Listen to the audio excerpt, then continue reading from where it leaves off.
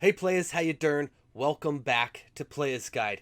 Previously, on last week's episode of Playas Guide, I discussed the future of video game collecting. And I briefly touched upon some of the aspects of collecting retro games and the future modern forms of collecting. Well, in this episode, I'm going to be talking about the difference between retro game collecting and modern game collecting. So stick around.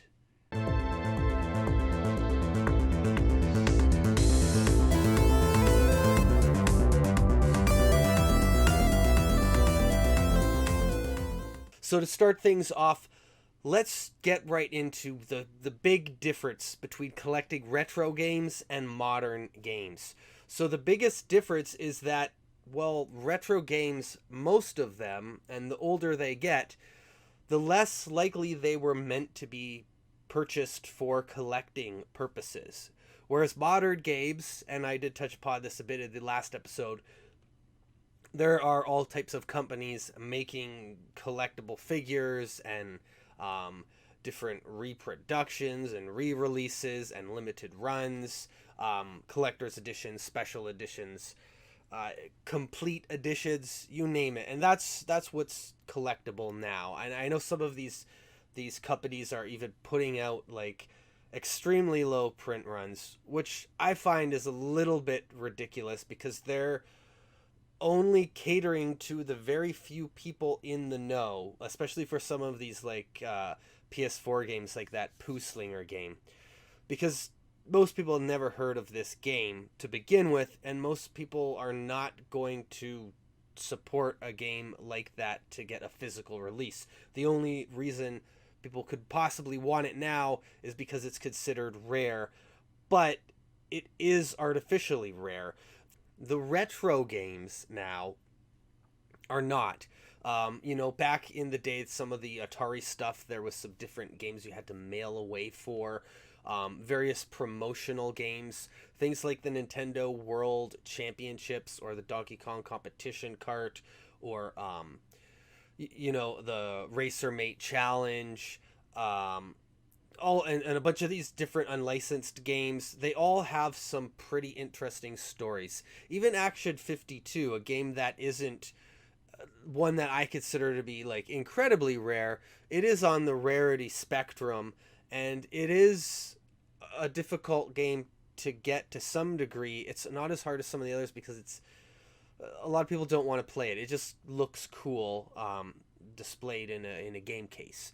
But that was something that I believe you had to purchase off the shopping channel. I don't think it was ever sold like in stores, at least not any big box retailer. Maybe there could have been a few mom and pop video stores that you might have been able to buy it through.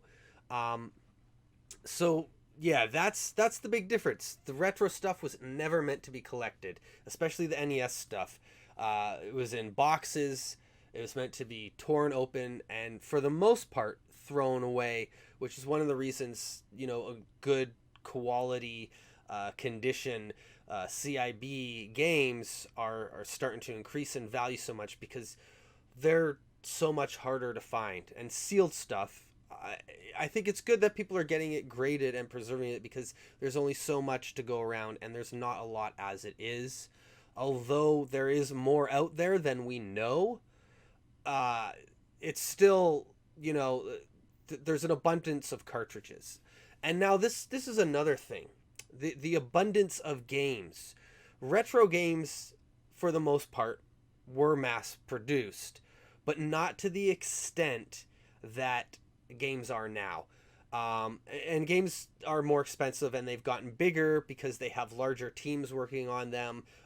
They're, more fine-tuned, in-depth gameplay with, you know, very visually impressive. So it takes a lot more people to make these games, and sometimes it takes a decade for some of these games before they come out, and we wonder if it's ever going to actually happen.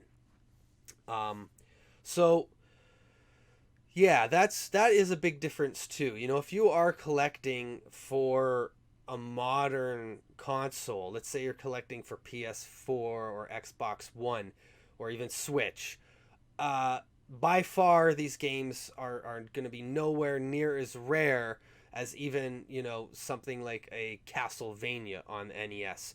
For the most part, the exception, I guess, is being the companies that are making these games to be collectible.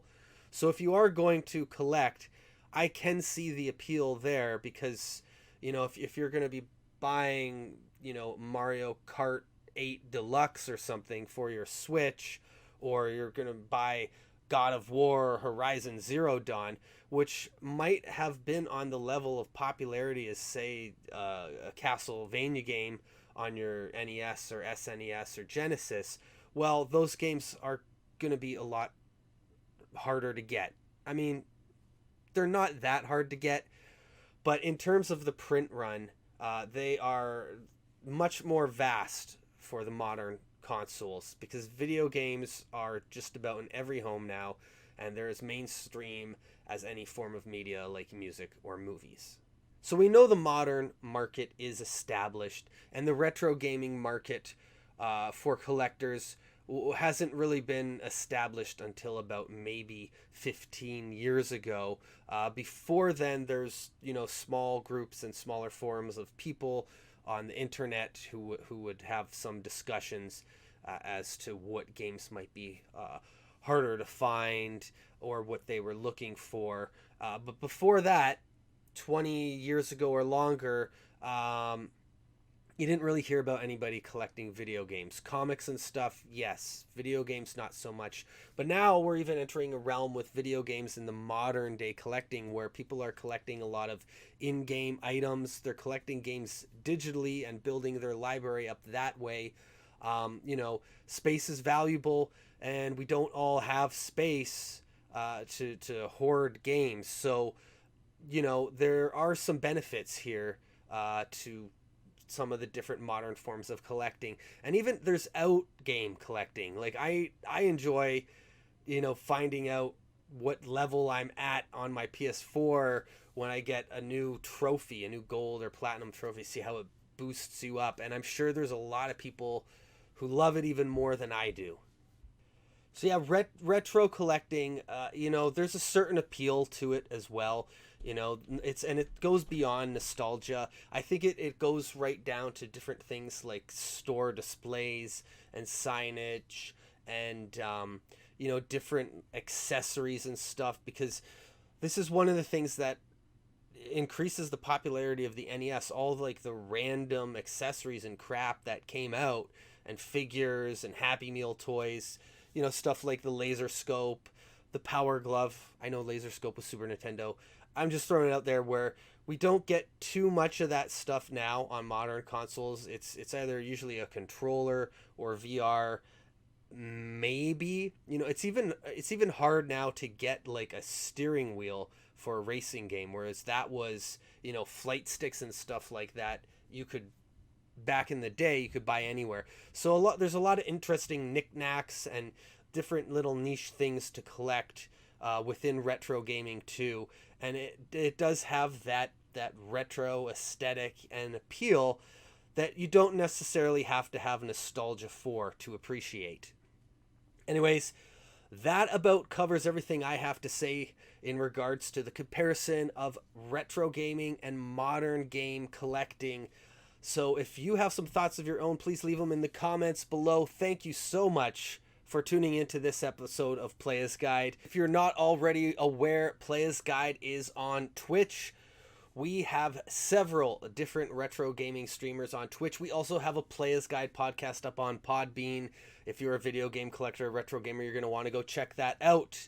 And there's also some links below to all the things I was talking about before, the Twitch, the podcast. So please, if you have the time, check them out. Give us a listen. Keep it retro. Later, Playas.